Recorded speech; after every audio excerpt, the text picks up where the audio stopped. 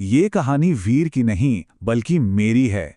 सोचिए, एक ऐसा आदमी जिसकी अपनी पहचान ही मिट चुकी है।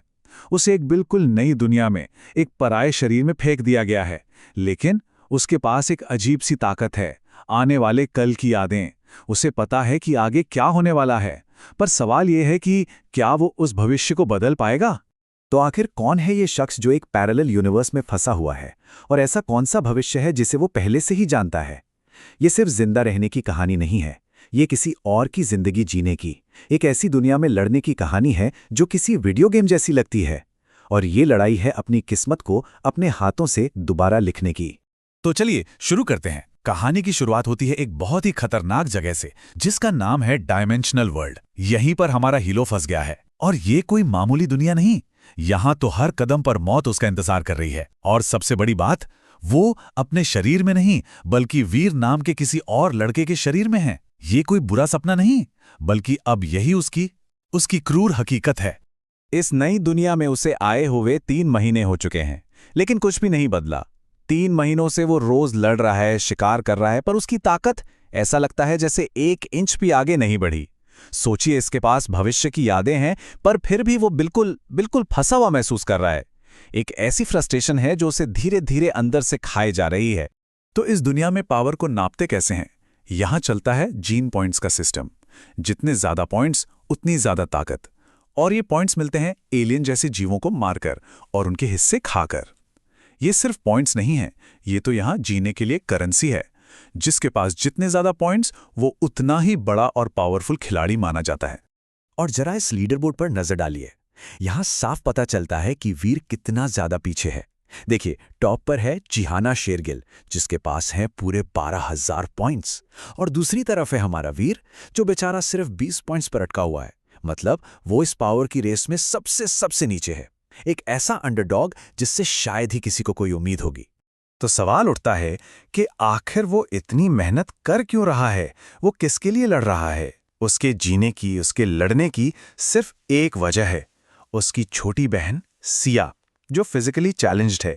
इस पूरी जालिम दुनिया में सिया ही उसकी फैमिली है, उसका एकमात्र सहारा, और उसकी सुरक्षा ही वीर का सबसे बड़ा, सबसे जरूरी मकसद है।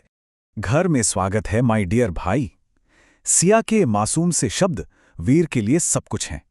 डायमेंशनल वर्ल्ड की उस जालिम दुनिया से लौटने के बाद उसकी बहन की एक मुस्कान ही है जो उसे हिम्मत देती है।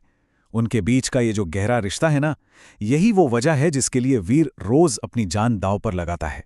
पर उसकी मुश्किलें अभी खत्म नहीं हुई थीं। ऐसा लग रहा था जैसे ये सब काफी नहीं था कि एक और तूफान उसके दरवाजे पर दस्तक दे देता है। वीर की जो अब तक सिर्फ जिंदा रहने की लड़ाई थी, अब वो एक ऐसी इमरजेंसी बन जाती है जहां वक्त तेजी से उसके हाथ से फिसलता जा रहा है। और ये तूफान लेकर आती है उसकी बचपन की दोस्त प्रिया।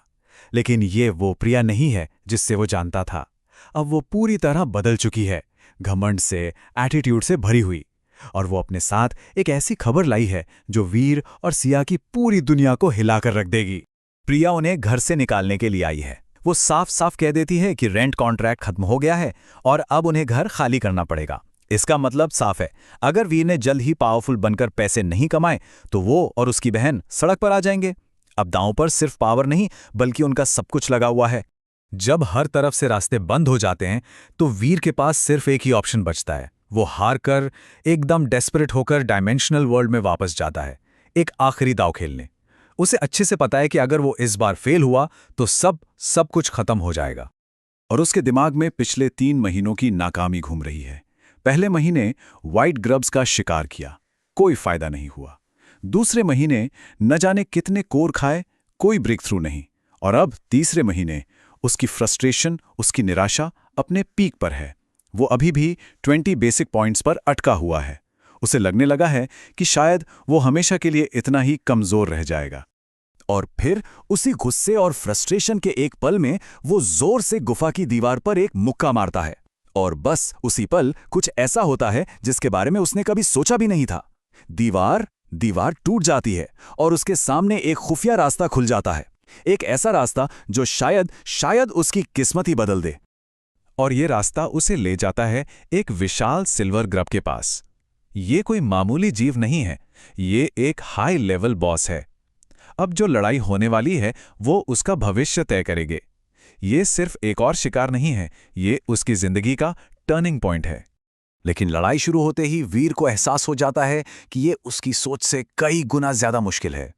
पहले तो वो डेस्परेट होकर अटैक करता है, पर वो सिल्वर ग्रब बहुत बहुत ज्यादा ताकतवर है।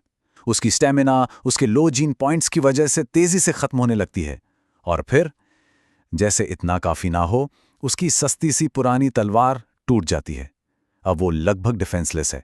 अपनी आखिरी हिम्मत जुटाकर वो बस एक फाइनल डेस्परेट ब्लो मारता है। और उसी आखिरी बार के साथ अचानक से जैसे कोई बांध टूट गया हो, उसके शरीर में पावर की एक लहर दौड़ जाती है। एक ब्रेक थ्रू। 3 महीनों से जो प्रोग्रेस रुकी हुई थी वो एक ही झटके में हो जाती है और उसके अंदर एक नई अनजानी सी ताकत भर जाती है। और इसका इनाम पूरे 10 सुपीरियर जीन पॉइंट्स। ये उसके 20 बेसिक पॉइंट से कहीं ज्यादा पावरफुल और कीमती हैं।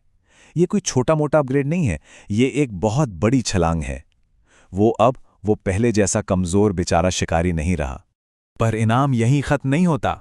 उसे मिलती है एक सिल्वर ग्रब डेविल सोल। ये एक बहुत ही रेयर वेपन टाइप सोल है जो एक flexible self repairing silver armour में बदल सकती है। सोचकर देखिए, एक ऐसा हथियार जो आगे की लड़ाइयों में उसे एक अनबिलीवेबल एडवांटेज देगा। तो इस नई ताकत और इस नए हथियार के साथ वीर का ट्रांसफॉर्मेशन, उसके बदलाव का सफर शुरू होता है। वो पुराना कमजोर वीर अब मर चुका है। अब एक नए पावरफुल शिकारी का जन्म हो रहा है। और इस बदलाव का सबसे बड़ा सबूत है उसकी तलवार।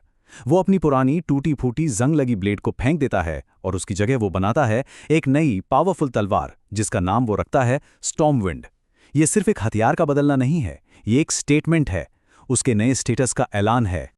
और ये बदलाव सिर्फ तलवार तक ही नहीं रुकता। वो एक हाई लेवल बीस्ट की रीढ़ की हड्डी से अपनी नई तलवार बनाता है। वो साइलेंट वॉटर और 3 वेव क्रिस्केंडो जैसी नई कॉम्बैट टेक्निक सीखता है। जो लोग उससे पहले परेशान करते थे, अब उनके अटैक को वो चुटकियों में डिफ्लेक्ट कर देता है। उसकी पावर अब उन हंटर्स के बराबर है जिनकी रैंक 100s में आती है। उसका कॉन्फिडेंस अब बिल्कुल अलग लेवल पर है। जिन बुलीज ने कभी उसका मजाक उड़ाया था, उन्हें वो अब साफ साफ कहता है, मेरे पास तुम लोगों के साथ खेलने का टाइम नहीं है, मेरे रास्ते से हट जाओ। क्योंकि उसके पास अब इन छोटी मोटी चीजों के लिए वक्त नहीं है। उसका मकसद, उसका गोल अब बहुत बड़ा हो चुका है। तो वीर ने आगे की तरफ अपना पहला कदम तो बढ़ा लिया है, लेकिन ये तो बस शुरुआत है। एक बहुत बड़ी खतरनाक दुनिया अभी भी उसका इंतजार कर रही है। और सबसे बड़ा सवाल अब भी वही है, अपनी बहन को, अपनी आखिरी बची हुई चीज को बचाने के लिए वीर आखिर किस हद तक जाएगा।